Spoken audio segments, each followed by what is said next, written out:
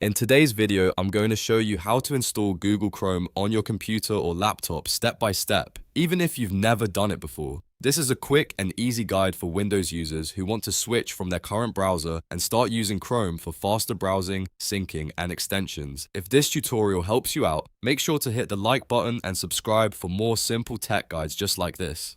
Alright, let's get started. First, open any browser that is already installed on your computer. This could be Microsoft Edge, Firefox, or any other browser you already have access to. You need an existing browser first because that's what you'll use to download Google Chrome. Once your browser opens, click the address bar at the top and type in Chrome Download PC. Then press enter and look for the official Google Chrome download page. Make sure you choose the official Chrome download site so you know you're getting the safe and correct installer. When the Google Chrome download page opens, you should see a big Download Chrome button. Click that button to start the download. After you click it, the Chrome setup file will begin downloading to your computer. Depending on your internet speed, this may take just a few moments. Once the download is finished, go to your downloads area and find the file. On Windows, it will usually be called ChromeSetup.exe. Double-click that file to open it. Windows may ask for permission before the installer runs. If that happens, simply click Yes to allow it to make changes to your device. After that,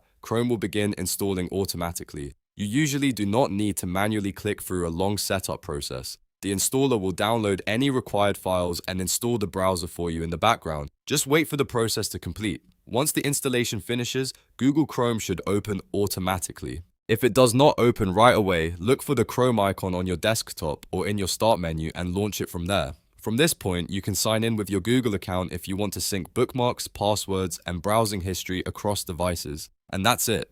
You've successfully installed Google Chrome on your computer or laptop. If this video helped, please give it a like, subscribe to the channel, and turn on notifications so you don't miss the next easy tech tutorial.